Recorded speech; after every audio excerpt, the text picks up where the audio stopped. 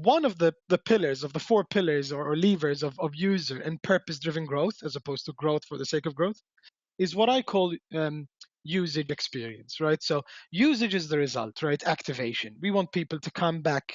We want them to use the tool. We want them to return, be return buyers. Um, and the only way to get that output, which is usage, is, in my opinion, to create an awesome experience, right? The two things go together.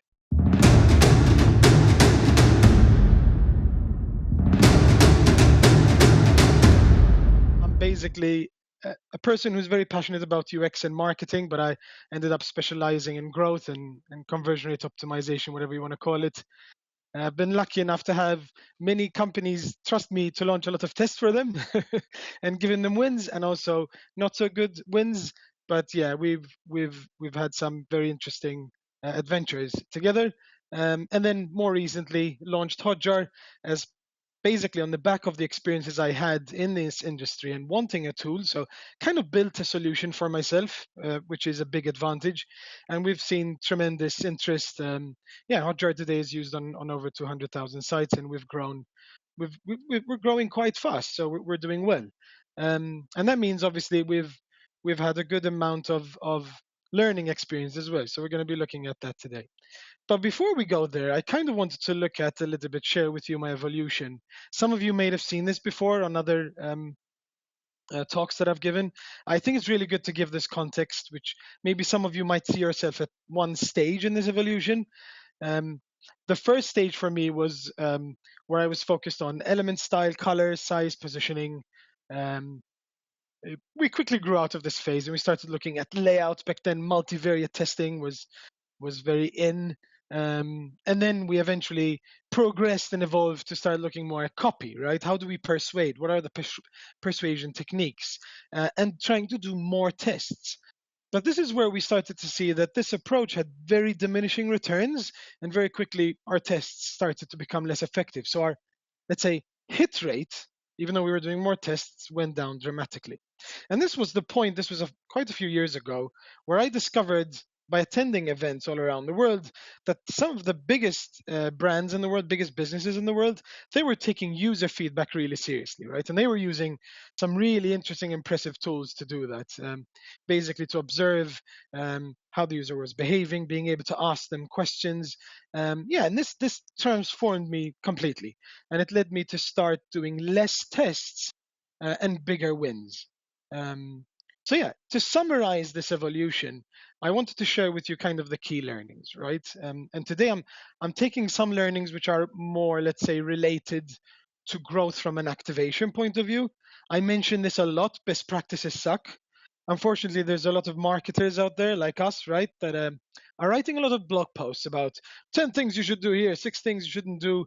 So unfortunately, it's easy to kind of want to copy others, but we all have different users. We all have different markets, industries. The mix is different.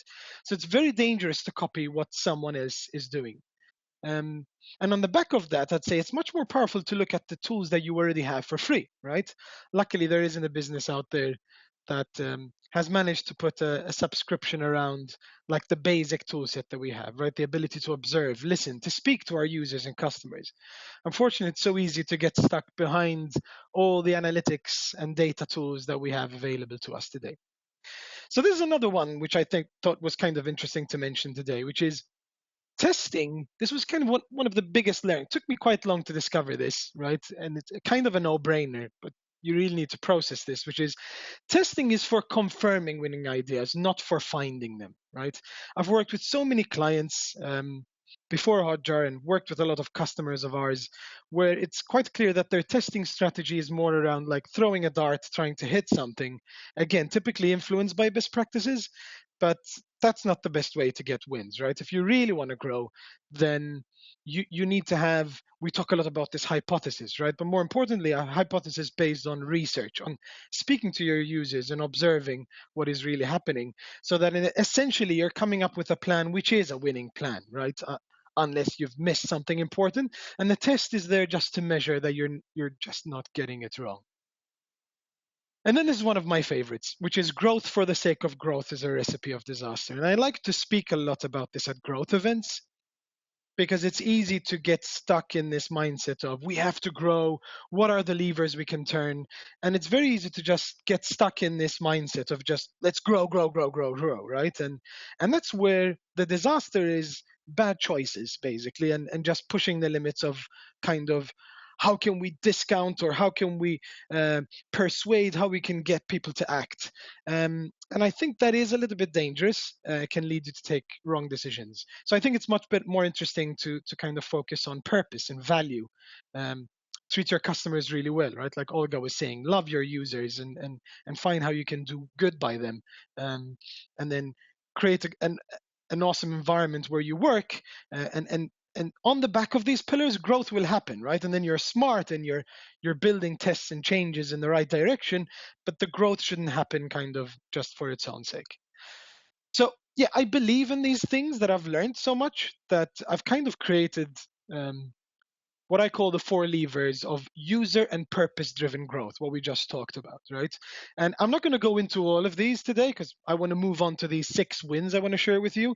Um, but I kind of wanted to highlight the fact that one of the pillars of the four pillars or levers of user and purpose driven growth, as opposed to growth for the sake of growth, is what I call usage experience, right? So usage is the result, right? Activation. We want people to come back.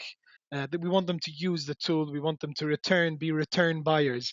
Um, and the only way to get that output, which is usage, is, in my opinion, to create an awesome experience, right? The two things go together. So I wrote here in this dash that I kind of typically present at events where I speak about this user and purpose driven growth, is that we want to be thinking about how do we create an experience that your users really, really, really enjoy, right?